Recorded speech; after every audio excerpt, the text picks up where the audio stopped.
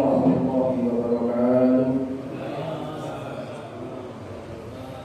Innal hamdalillah nahmaduhu wa nasta'inuhu wa nastaghfiruh wa na'udzu billahi min shururi anfusina wa sayyiati a'malina. May yahdihillahu fala mudilla lahu wa may yudlil fala hadiya lahu. Asyhadu an la ilaha illallah wahdahu la syarika lahu wa asyhadu anna Muhammadan abduhu wa rasuluhu la nabiyya wa la rasula ba'dahu. Allahumma shalli wa sallim wa zid wa barik ala nabiyyina Muhammadin wa ala alihi wa ashabihi wa man tabi'ahum bi ihsanin ila yaumil qiyamah. Wa qala ta'ala fil Qur'anil Karim ba'da a'udzu billahi minasyaitonir rajim. Bismillahirrahmanirrahim.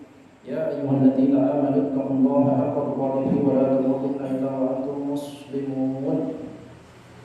Wa qala fi ayatin ukhra ya ayyuhan nasu ittaqu rabbakum alladzi khalaqakum min nafsin wahidah وخلق منها زوجها وبث منهما رجالا كثيرا ونساء واتقوا الله الذي تساءلون به والارحام ان الله كان عليكم رقيبا. وقال تعالى في الايه الاخرى يا ايها الذين امنوا اتقوا الله وقولوا قولا سديدا يصلح لكم اعمالكم ويغفر لكم ذنوبكم ومن يطع الله ورسوله فقد فاز فوزا عظيما. اما بعد احبائي الله رحمكم الله اوصيكم واياي نفسي wa fazal muttaqun.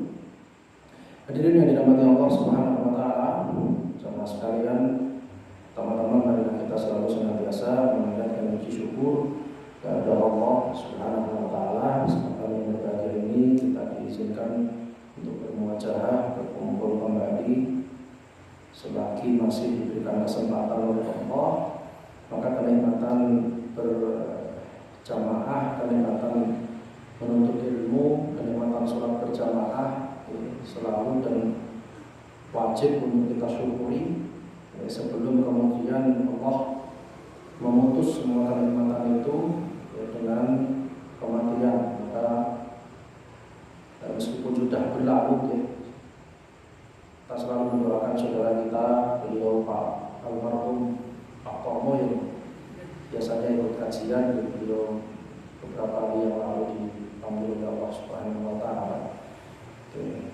Kita semuanya bersaksi mudah-mudahan beliau menjadi orang-orang yang dirahmati oleh Allah Subhanahu wa taala, karena di usia beliau semangat untuk tolak ilmunya luar biasa. Maka Rasulullah mengatakan aktsiru dzikra hadhimil ladzati. Maka perbanyaklah oleh kalian mengingat tentang pemutus kenikmatan. Hadim itu pemutus, hadim itu penghancur. Segala yang dirasakan oleh manusia itu akan terputus oleh satu yang namanya kematian. Maka hadimil ladzat, pemutus kenikmatan adalah kematian. Alhamdulillah, hari ini kita masih diberikan umur oleh Allah, masih diberikan kesempatan, maka kita selalu senantiasa menggunakan dalam kebaikan-kebaikan. Yang kedua kalinya selawat beriring salam, marilah selalu senantiasa kita haturkan kepada junjungan kita Nabi Agung, Nabi besar Nabi Muhammad SAW, keluarganya, para sahabatnya dan orang-orang yang selalu senantiasa berjalan dalam sunnah-sunnahnya.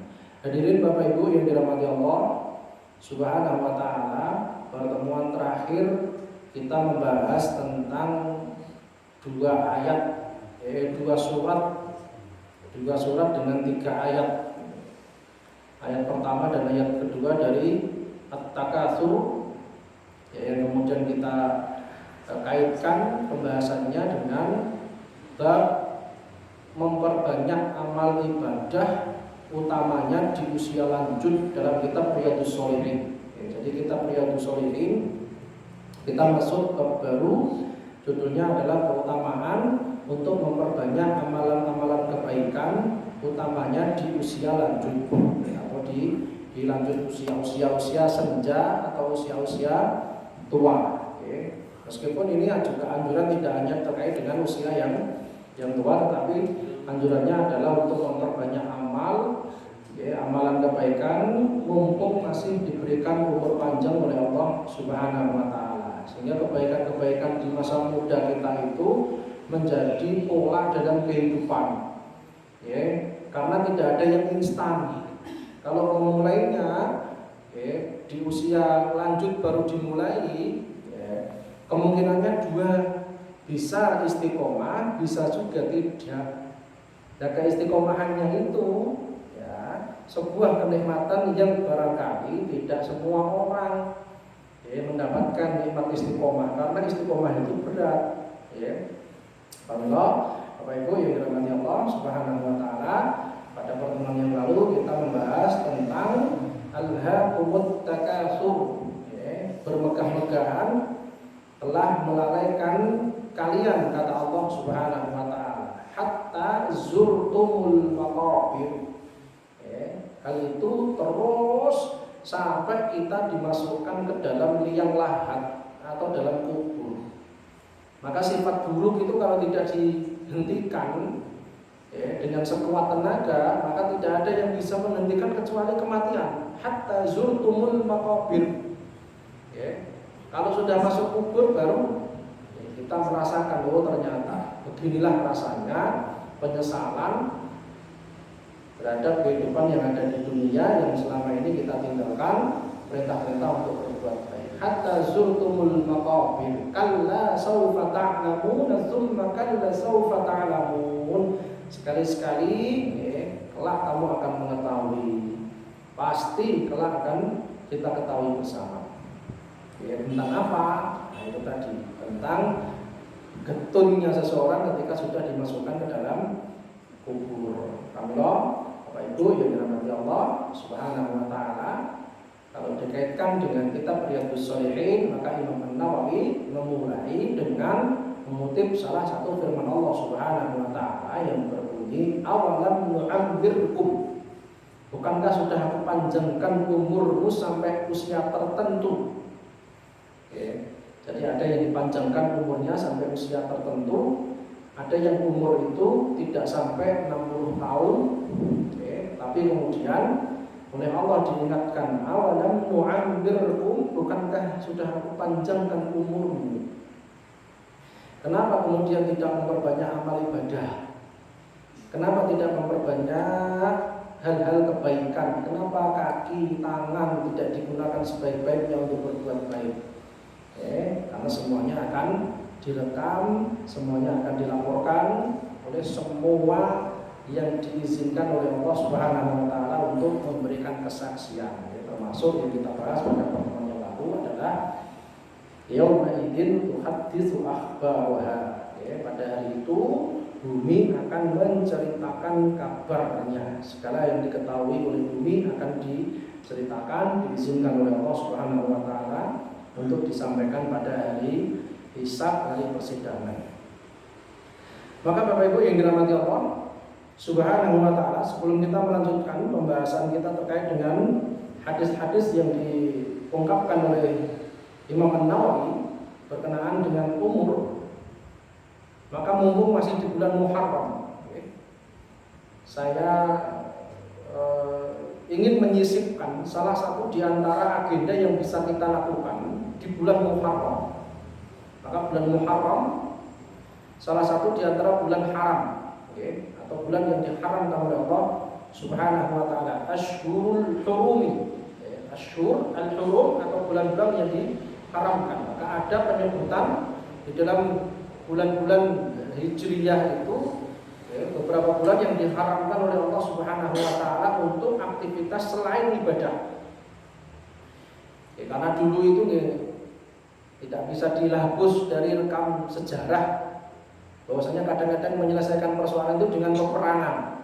Maka di bulan-bulan haram itu Allah Subhanahu wa taala mengharamkan peperangan, semuanya fokus kepada ibadah.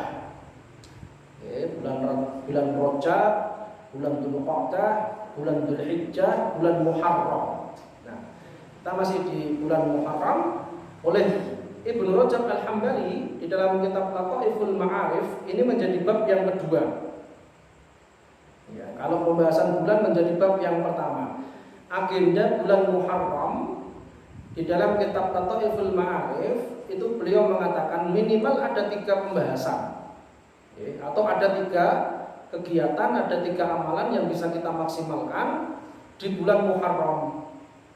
Berdasarkan hadis yang diriwayatkan oleh Abu Hurairah radhiyallahu anhu, Dari Nabi Shallallahu Alaihi Wasallam, beliau bersabda, "Afdhalus siyami ba'da syahri Ramadhan syahrullahi alladzi tad'unahul Muharram."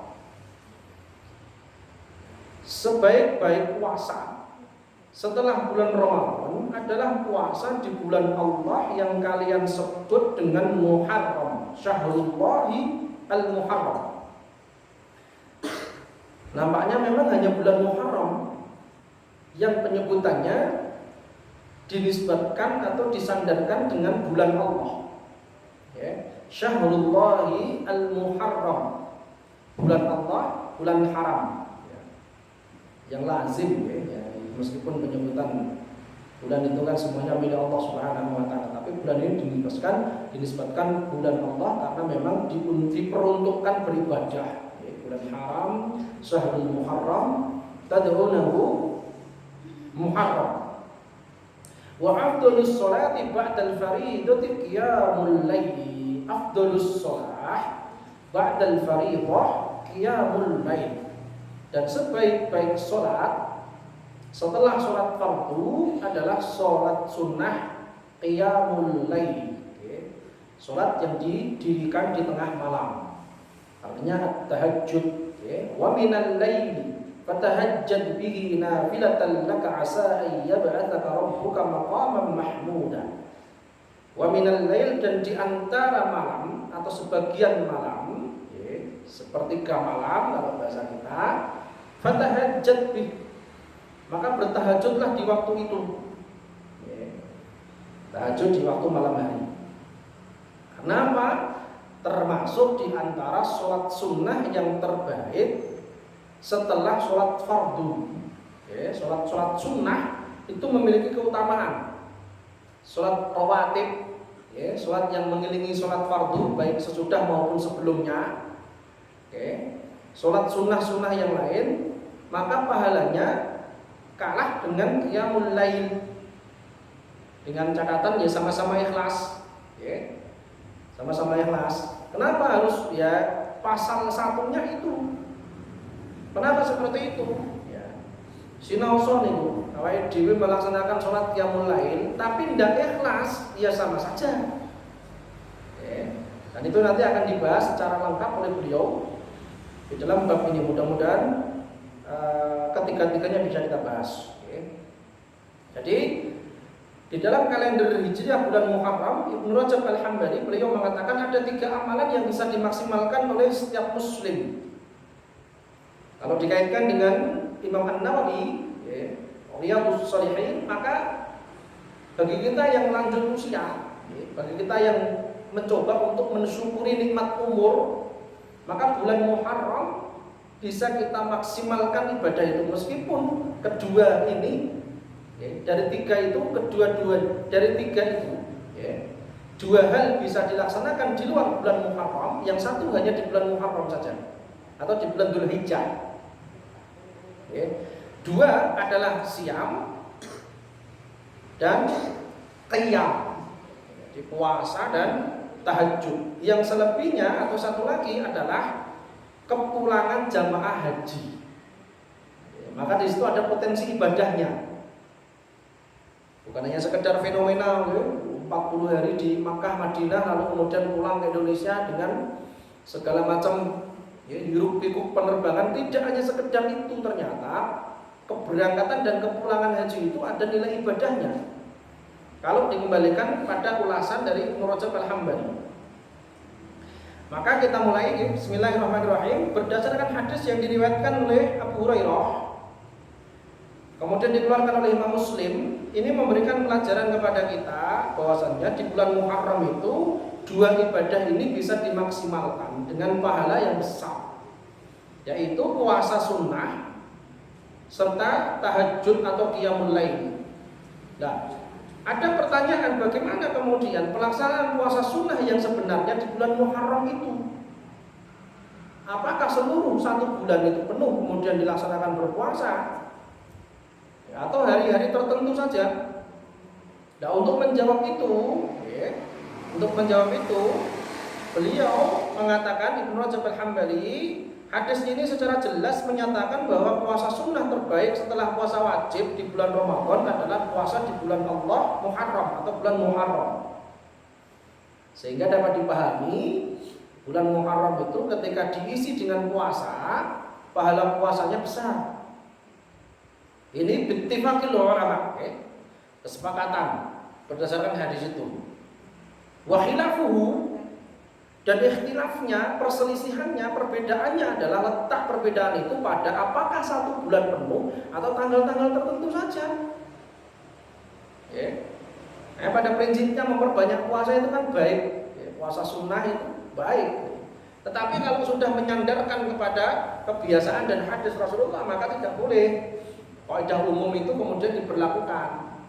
Harus sesuai dengan contoh, sesuai dengan apa yang diajarkan oleh Rasulullah SAW dan sesuai dengan ijtihad kalau tidak ada ketentuan yang jelasnya oleh para sahabat, ijtihad oleh para ulama. Maka dijawab, puasa sunnah di hari-hari tertentu pada bulan tertentu bisa jadi adalah puasa sunnah yang lebih baik daripada sunnah di bulan Muharram, bisa jadi. Jadi kalau puasa sunnah mutlak, bisa jadi puasa sunnah di luar bulan Muharram itu baik pada kondisi tertentu.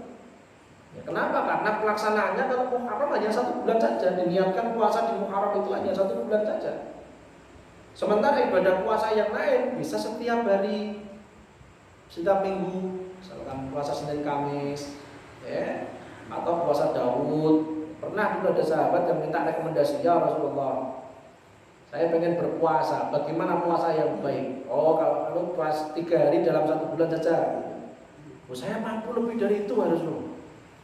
Ya sudah, puasa Senin Kamis. Masih minta rekomendasi lagi, saya lebih mampu saya. Dari itu saya mampu, masih mampu. Baik, puasalah seperti puasanya Nabi Daud. Cukup, jangan minta rekomendasi lagi. Artinya sehari puasa, sehari tidak, sehari puasa, sehari tidak. Karena riwayatnya dia berpuasa penuh, puasa terus, tidak berbuka, dilarang oleh Rasulullah. Jangan seperti itu puasanya. Ambillah 3 hari dalam 1 bulan. Mampu. Ambillah puasa Senin dan Kamis. Karena mampu lagi mampu. Puasalah Daud, sehari puasa, sehari tidak, sehari puasa, sehari tidak. Maka boleh jadi puasa yang dilakukan di luar bulan Muharram memiliki pahala lebih. Tapi disebutkan di sini adalah afdhalus siyami ba'da syahr Ramadan syahrullah alladzi tad'unahu Muharram. Maka ada kondisi di mana bulan Muharram itu dimaksimalkan, ini sebagai tarhib, sebagai penyemangat puasa di bulan Muharram itu dimaksimalkan oleh Rasulullah SAW. Tetapi riwayat yang mengatakan puasa bulan Ramadan, bulan Muharram 1 bulan penuh di dalam musnadnya Imam Ahmad, juga barangkali dikeluarkan oleh Imam At-Tirmidzi. Dalam hadis itu pernah ada sahabat, jadi dalam riwayat Imam At-Tirmidzi dari sahabat Ali radhiyallahu anhu, bahwasanya ada seorang laki-laki mendatangi Nabi SAW lalu berkata, wahai Rasulullah, beritahukanlah tentang 1 bulan yang aku bisa berpuasa di bulan itu 1 bulan penuh. Ada sahabat yang bertanya pada Nabi, minta rekomendasi berpuasa. Pengen puasa 1 bulan lalu minta rekomendasi. Kira-kira bulan apa wahai Rasulullah? Maka Rasulullah kemudian mengatakan, jika kamu hendak berpuasa 1 bulan penuh di luar bulan Muharram, di luar bulan Ramadan, maka berpuasalah di bulan Muharram. Kalimat ini sebagian menafsirkan sesuai dengan pertanyaan. Artinya, ya memang bulan Muharram itu oleh Rasulullah ada sahabat yang dianjurkan boleh berpuasa 1 bulan penuh. Tetapi ada juga kemudian yang mengatakan bahwasanya sanad hadis ini masih diperbincangkan. Artinya diperbincangkan itu keabsahannya, kesohihannya. Kenapa? Karena dalam riwayat yang lain Rasulullah itu berpuasa di bulan Muharram itu hanya pada tanggal-tanggal tertentu saja. Tanggal tertentu, maka lebih spesifik pada tanggal 10 Muharram dan tanggal 9, atau tanggal 9 dan tanggal 10. Nah, tanggal sesudahnya itu juga rekomendasi. Ya, makanya kemudian sanad hadis yang mengatakan bahwasannya puasa di bulan Muharram itu diperintahkan oleh Rasulullah kepada sahabat yang minta rekomendasi 1 bulan penuh itu masih diperbincangkan. Ya. Artinya tidak disepakati kesohihannya. Nah, akan tetapi ya, sekali lagi Ibnu Rajab Al-Hambali mengatakan kalau riwayat yang menyebutkan bahwa Nabi berpuasa sebulan penuh di luar bulan Ramadan pada bulan Sya'ban itu malah ada. Ya, jadi beliau berpuasa penuh di bulan Sya'ban. Artinya sering berpuasanya di luar bulan Ramadan beliau paling sering ya, berpuasa di bulan Sya'ban. Sampai-sampai kata Aisyah, aku tidak pernah mendapati Rasulullah itu di bulan Sya'ban kecuali berpuasa. Artinya memang saking seringnya Aisyah itu ngerti nih bulan Sya'ban itu Rasulullah berpuasa. Bulan Sya'ban. Nah, beliau mengatakan tidak pernah disebutkan bahwa beliau pernah berpuasa sebulan penuh di bulan Muharram. Inilah yang menjadi bantahannya. Okay? Jadi menjadi opsi lain, okay? Pandangan lain. Nah, beliau hanya berpuasa pada tanggal 10 saja atau hari Asyura. Okay? Pun beliau pernah bersabda pada tahun-tahun terakhir kehidupan beliau dengan sabdanya, jika aku hidup sampai tahun depan maka aku tidak akan meninggalkan puasa tanggal 9. Oke. Sehingga hari puasa Muharram tanggal 9 dan tanggal 10 yang satu berdasarkan amalan Rasulullah, yang satunya rekomendasi. Oke, artinya kalimat rekomendasi kalau beliau hidup ya, sampai tahun berikutnya, di tahun mendatang maka beliau akan berpuasa Muharram tanggal 9 juga ya, mengikuti puasa tanggal 10 dengan tanggal 9. Baik. Hadirin Bapak Ibu yang dirahmati Allah Subhanahu wa taala. Diterangkan oleh Ibnu Rajab Al-Hambali berkenaan dengan puasa Asyura atau puasa tanggal 10. Beliau mengatakan dalam hal ini ada 4 fase. Ya, ada 4 kondisi pengamalan puasa Muharramnya Rasulullah itu, ada 4 kondisi.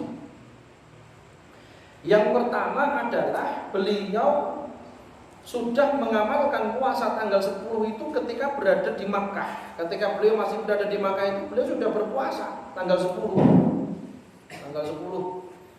Tanggal 10 Muharram itu beliau sudah berpuasa.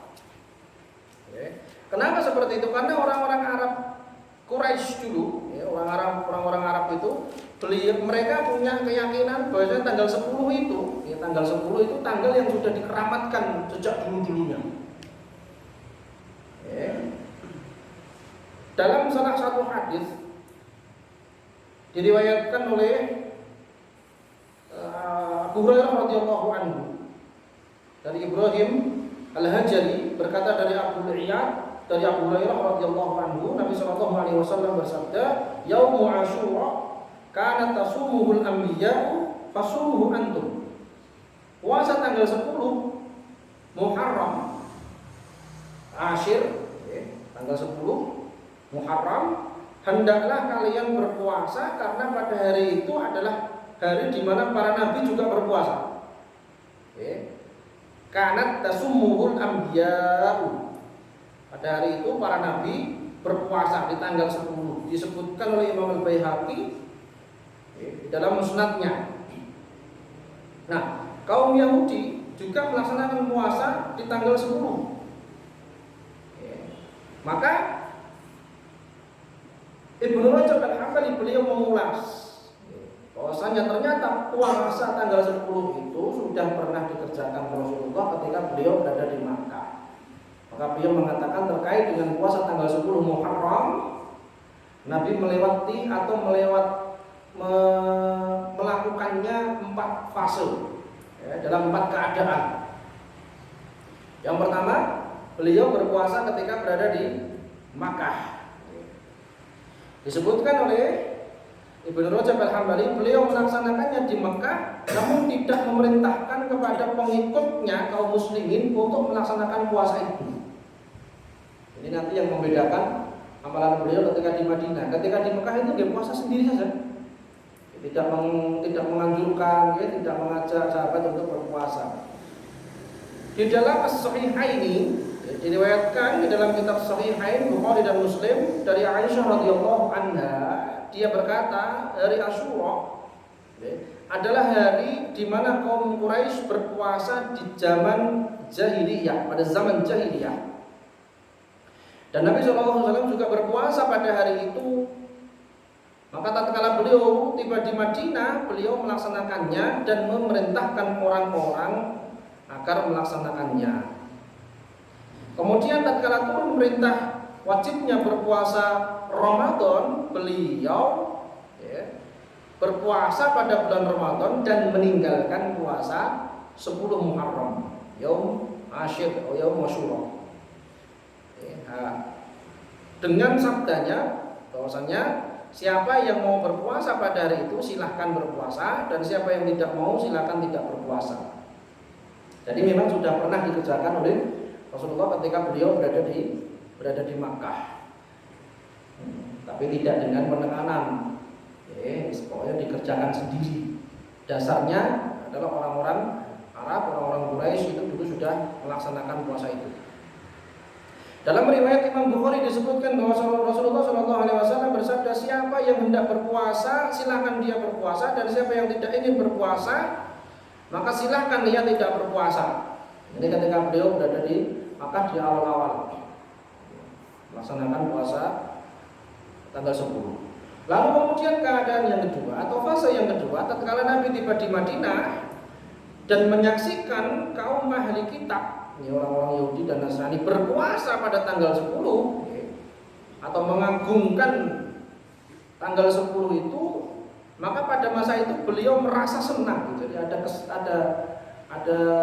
perasaan senang kalau sesuatu yang belum diperintahkan itu, sesuatu yang belum ada ketentuan perintahnya, itu sama dengan ahli kitab.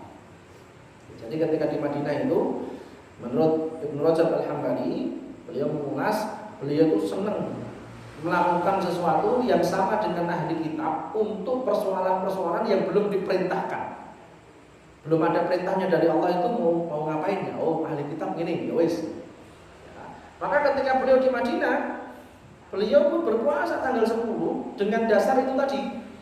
Karena orang-orang ahli kitab juga mengagungkan dan berpuasa pada tanggal 10 itu. Diriwayatkan dalam kitab Sahihain dalam Bukhari dan Muslim dari Ibnu Abbas radhiyallahu anhu, dia berkata Rasulullah SAW tiba di Madinah dan mendapati orang-orang Yahudi berpuasa mengamalkan sesuatu. Lalu bertanya Rasulullah, apa yang kalian lakukan? Apa yang kalian sedang amalkan? Oh, kami berpuasa pada tanggal 10 Muharram. Kenapa seperti itu? Kata Yahudi, pada tanggal ini Allah menyelamatkan Nabi Musa dan kaumnya. Pada tanggal 10 ini Allah menenggelamkan Fir'aun beserta bala tentaranya di Laut Merah. Maka untuk bersyukur atas itu Nabi Musa berpuasa pada tanggal 10. Nabi Musa berpuasa pada tanggal 10 dan kami pun berpuasa. Maka Rasulullah kemudian mengatakan, kalau memang begitu kejadiannya, kalau memang benar apa yang kalian katakan, maka kami seharusnya lebih berhak untuk mengikuti Nabi Musa. Maka beliau pun kemudian berpuasa berdasarkan itu. Ini menurut uraian dari Ibnu Rajab Al-Hambali. Dan memerintahkan umat Islam untuk berpuasa. Ketika di Madinah sudah mulai diperintahkan, pokoknya berpuasa di tanggal 10 Muharram, tanggal 10 menjadi puasa. Bahkan anak-anak kecil sekalipun ketika itu dilatih oleh orang tuanya untuk berpuasa. Nah, untuk mensikapi itu, untuk mensikapi misalkan muncul rasa lapar, nangis, maka orang tua di Madinah ketika itu buat mainan dari kapas. Kita sekarang mau boneka, jadi membuatkan mainan kepada anak-anak mereka yang dilatih untuk berpuasa tanggal 10 Muharram itu. Kalau mulai merengek minta nasi, lapar atau itu, ya dikasih lah, dikasih mainan boneka. Kesannya teralihkan. Dan pun mulai lapar niku nggih pripun jenenge lapar nggih, anak nggih nangis. Niki kula mawon rasane lapar wonten niki. pun bahas lapar nih, ya gimana? Akhirnya dikasih mainan. Kalau kita mungkin boneka, ya, kasih boneka agar teralihkan laparnya. Maka ngaji ini biar laparnya teralihkan. Gitu, ya. Kita coba bayangkan, zaman itu ternyata gini, zaman kehidupan Rasulullah seperti apa, hilang laparnya. Untuk mengalihkan. Kalau yang ada yang nangis maka dikasihlah mainan itu agar kemudian teralihkan. Ini efek atau dampak dari motivasi Rasulullah untuk berpuasa tanggal 10 Muharram. Nah, pada fase yang ketiga lain lagi, pada fase yang ketiga, ketika Allah Subhanahu wa Ta'ala menurunkan perintah berpuasa di bulan Ramadan, maka beliau tidak lagi kemudian menekankan untuk berpuasa tanggal 10. Jadi fase ketiga, ketika puasa Ramadan telah diwajibkan, maka Nabi Shallallahu Alaihi Wasallam tidak lagi menyuruh para sahabat berpuasa pada hari Asyura, tanggal 10, dan tidak pula menekankan pelaksanaannya. Tidak ditekankan sebagaimana sebelum turun perintah puasa Ramadan. Tidak ditekankan, maknanya sudah. Ya, tidak ada penekanan. Disebutkan bahwa Abdullah tidak berpuasa pada hari itu, ya, kecuali jika kebetulan sedang berpuasa lain di hari itu. Misalkan tanggal 10 jatuh hari Senin, maka Abdullah ibnu Abbas dia tidak berpuasa, diniatkan untuk puasa Syura, tidak diniatkan untuk puasa tanggal 10, tetapi puasanya adalah puasa Senin Kemis. Kalau pas ketepatan Senin, kalau tidak ada puasa yang lain, beliau tidak puasa pada tanggal 10. Setelah turunnya perintah wajibnya puasa Ramadan. Diriwayatkan di dalam Sahih Muslim disebutkan pada masa itu orang-orang jahiliyah berpuasa pada hari Asyura. Rasulullah SAW juga berpuasa pada hari itu bersama kaum muslimin. Tetapi setelah Ramadan diwajibkan, maka puasa Ramadan pun menjadi wajib. Rasulullah lantas bersabda, sesungguhnya Yaum Asyura itu termasuk hari-hari Allah. Siapa ingin berpuasa pada hari itu silahkan. Dan barang siapa yang tidak ingin berpuasa meninggalkannya, maka silahkan dia meninggalkannya. Tidak lagi diwajibkan. Dalam riwayat Muslim yang lain disebutkan, barang siapa di antara kalian ingin berpuasa, silahkan berpuasa. Siapa yang tidak ingin, hendaknya ia meninggalkannya, dan boleh saja silahkan meninggalkannya. Tapi tidak ketika sebelum puasa Ramadan diwajibkan. Sebelum puasa Ramadan diwajibkan, hadisnya tidak gitu. Barang siapa yang hari ini berpuasa maka lanjutkan puasanya, dan barang siapa yang hari ini sudah terlanjur makan maka berhenti makan dan berpuasalah di sisa hari yang tersisa. Itu ketika puasa Ramadan belum diwajibkan. Bedanya di situ, ada penekanan. Yang sudah puasa lanjutkan puasamu, yang sudah terlanjur makan siang berhenti makanmu, berpuasa di sisa hari yang tersisa itu sampai sore. Itu sebelum puasa Ramadan diwajibkan. Jadi puasa tanggal 10 Muharram itu sakral dulu. Penekanannya luar biasa. Bahkan di dalam kitab tafsirnya Ali As-Sabuni, dalam kitab tafsir Ayatul Ahkam, jadi puasa yang dilakukan oleh Rasulullah sebelum puasa Ramadan itu ya puasa 10 Muharram. Betul-betul puasa 10 Muharram sampai kemudian turun puasa Ramadan. Kutiba alaikumus syamu kama kutiba alal ladzina min qablikum la'allakum tattaqun. Sahih ini Imam Bukhari dan Muslim dari sahabat Muawiyah radhiyallahu anhu, dia berkata, aku mendengar Rasulullah sallallahu alaihi wasallam bersabda, "Hada yaum Asyura wa lam yaktubillahu alaikum siyamahu wa ana shaimun faman syaa'a falyasum wa man syaa'a falyuftir." Rasulullah mengatakan dalam hadis riwayat Muawiyah dikeluarkan oleh Imam Bukhari dan Muslim, ini adalah hari Asyura. Allah tidak mewajibkan kepada kalian berpuasa pada hari ini, tetapi aku berpuasa. Siapa yang ingin berpuasa, silahkan dia berpuasa. Siapa yang ingin berbuka, silahkan dia berbuka. Ini setelah diturunkannya puasa Ramadan, ya, sehingga kemudian tidak ditekankan. Ya. Sama juga dalam riwayat Ibnu Majah, ya, hampir sama dengan redaksi yang di atasnya, semuanya memberikan keterangan sebelum puasa Ramadan diturunkan. Tapi ketika puasa Ramadan sudah diturunkan, berbeda lagi ceritanya. Ya. Kemudian fase yang keempat, adalah fase di mana akhir hayat Rasulullah, beliau berencana untuk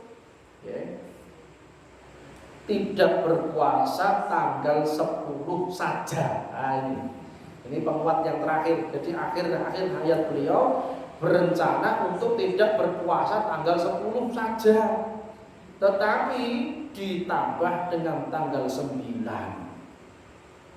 Disebutkan dalam Sahih Muslim, diriwayatkan dari Ibnu Abbas radhiyallahu anhu bahwa dia berkata ketika Rasulullah berpuasa di hari Asyura dan memerintahkan orang-orang untuk berpuasa pada hari itu, mereka pun berkata, wahai Rasulullah, ini adalah hari yang disakralkan oleh kaum Yahudi dan Nasrani. Dan Rasulullah kemudian mengatakan, jika begitu, kalau memang itu sudah diklaim menjadi hari raya mereka dan diagungkan oleh mereka, jika memang begitu, ya tahun depan insya Allah lah kita berpuasa pada tanggal 9. Jadi untuk menyelisih Yahudi dan Nasrani, maka kemudian beliau berencana kalau umur panjang, tahun depan saya akan berpuasa tanggal 9, tidak hanya tanggal 10. Untuk membedakan dengan ibadah dan amaliyahnya orang Yahudi dan Nasrani. Masih dalam riwayat Muslim dari Ibnu Abbas radhiyallahu anhu, dia berkata Rasulullah sallallahu alaihi wasallam bersabda, jika ada hidup atau jika aku hidup ada diberi umur panjang sampai tahun depan, sungguh aku benar-benar akan berpuasa pada tanggal 9, yakni bersama puasa tanggal 10. Hadis di atas diriwayatkan oleh Imam At-Tabrani dengan lafaz, jika aku hidup insya Allah hingga tahun depan aku akan berpuasa pada tanggal 9. Aku khawatir tidak kebagian puasa Asyura. Artinya di akhir-akhir hayat beliau, qadarullah, ketika beliau mengucapkan seperti itu, pada tahun berikutnya beliau sudah wafat. Jadi hanya tersisa keinginannya saja, dan itu menjadi hujjah bagi kita umat beliau. Tanggal 9 itu menjadi pelengkap. Kalau mau berpuasa tanggal 10 saja ya boleh. Kalau mau berpuasa sesuai dengan keinginan Rasulullah, maka tanggal 9 dan tanggal 10. Ada juga dalam riwayat Imam Ahmad, musnadnya Imam Ahmad, bagi yang berpuasa tanggal 10 dan 11. Bagi yang berpuasa tanggal 10 dan 11 diriwayatkan dari Ibnu Abbas radhiyallahu anhu, Rasulullah sallallahu alaihi wasallam bersabda, "Sumu yauma Asyura wa khalaful yahuda sumu qablahu yauman wa ba'dahu yauman." Berpuasalah kamu pada tanggal 10 Muharram, yaum Asyura, tetapi selisihilah Yahudi. Selisihilah umat Yahudi. Bagaimana cara menyelisihinya? Sumu qablahu, awali dulu hari sebelumnya, tambah tanggal 9. Wa ba'dahu yauman, dan setelahnya sehari. Nah, ini menggunakan lafaz dan. Ada juga yang kemudian mengartikan dan itu 3 hari berarti. Menyelisihinya tidak hanya puasa tanggal 10, ya tanggal 9, tanggal 10, ya tanggal 11. Tetapi di dalam riwayat lain menggunakan atau, menggunakan kata atau, au. Kalau tidak tanggal 9 dan 10, ya 10 dan 11. Ini yang lebih dikuatkan. Kalau tidak tanggal 9 dan 10, terlewat tanggal 9, ya puasa tanggal 10 dan 11. Sumu yauma Asyura wa khalaful yahuda sumu qablahu yauman wa ba'dahu yauman, au sumu qablahu yauman wa ba'dahu yauman. Puasalah sebelumnya atau lengkapi dengan sesudahnya. Tidak hanya pada tanggal 10.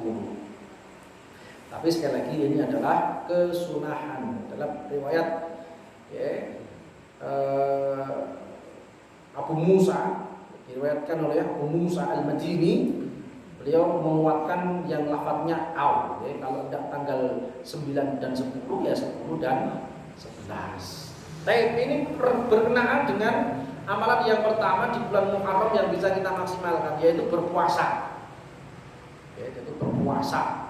Monggo tahun depan, karena ini sudah terlewat, ya. Tahun depan insya Allah kalau mau diamalkan, sekali lagi kita meniru doa Rasulullah, kalau dipanjangkan umur kita yang hari ini baru berpuasa tanggal 10, ya monggo ditambah dengan tanggal 9-nya. Oke, kalau tidak memberatkan, karena hukumnya disunnahkan, ya, tidak ditekankan sebagaimana sebelum perintah puasa Ramadan diturunkan oleh Allah Subhanahu wa taala. Lalu kemudian yang kedua adalah qiyamul lail. Afdhalus sholati ba'da sholatil fardhah as-shalah al-lail atau qiyam al-lail. Sebaik-baik sholat setelah sholat fardu kata Rasulullah adalah sholat malam. Nah, berkenaan dengan sholat malam ini yang perlu kita perhatikan adalah kerahasiaannya. Kita sudah tahu, kamu dipahami bersama kalau sholat malam itu, sholat tahajud itu pahalanya luar biasa. Tetapi yang belum kita bisa menjaga adalah tentang kerahasiaannya, karena semuanya intinya sebetulnya pada keikhlasan. Maka kemudian disebutkan di dalam hadis yang dikutip oleh Imam Ibnu Rajab Al-Hambali di atas itu, ya, bagian keduanya adalah sholat terbaik setelah sholat wajib adalah sholat sunnah. Ya, namun ada pertanyaan, apakah sholat qiyamul lail itu lebih baik daripada sholat rawatib? Sama-sama sunnah. Disinilah yang kemudian muncul, ya, berbagai hadis yang kemudian dijadikan sebagai hujjah. Ibnu Mas'ud radhiyallahu anhu, salah seorang sahabat itu, beliau mengatakan sholat di malam hari atau satu rakaat, atau sholat di yang begitu semangat dalam thalabul ilmi, maka si ulama tadi bergumam menanyakan kepada dirinya sendiri, bagaimana menurutmu, bagaimana pendapat? Tidak dapat keberkahan sholat malam. Ya. Jadi berkenaan dengan sholat malam itu luar biasa, ya. Para ulama itu betul-betul menjaga sholat malam. Sholat malam diposisikan lebih utama daripada sholat di siang hari. Hal ini karena sholat di malam hari lebih jernih, ya, lebih terjamin kerahasiaannya, sehingga lebih dekat dengan keikhlasan. Ini sebetulnya sudah dijamin kerahasiaannya, tapi kita yang membuka. Ya, sekali lagi semuanya kembali kepada niatan, semuanya kembali kepada keikhlasan, tetapi lebih baik kita sembunyikan ibadah sholat malam kita, hanya kita dengan Allah Subhanahu wa taala yang tahu, ya, karena itu lebih menenangkan. Biarkanlah orang berpikir dulu, nggak tahu ketok tangine, tidak apa-apa daripada konangan tangine tapi orang ketok subuhe. Ya, konangan tangi jam 3 ngerti kabeh tapi subuh mboten konangan. Waco niku malah. Ya, lebih baik tidak konangan tangine ning subuh ketok daripada misuwur niku Pak iku mesti jam 3 bengi tangi, subuh gak tau ketok. Itu lebih cilekek. Ya, lebih baik tidak konangan tangine tapi subuh ketok daripada konangan misuwur kondang nek jam 3 bengi tangi tapi subuh ora tau nang masjid. Kacau. Ya, makatan ini sebagai intermezzo, mudah-mudahan kita disibukkan oleh Allah dengan amalan-amalan kebaikan. Minggu depan kita lanjutkan pembahasan kitab Riyadhus Shalihin. Ini sebagai motivasi di bulan Muharram, mudah-mudahan kita masih bisa mendapatkan keberkahan di bulan Muharram. Aku qouli hadza wa astaghfirullaha li wa lakum wa lisa'iril muslimin min kulli dhanbin fastaghfiruhu innahu huwal ghafurur rahim. Assalamualaikum warahmatullahi wabarakatuh. Waalaikumsalam warahmatullahi wabarakatuh.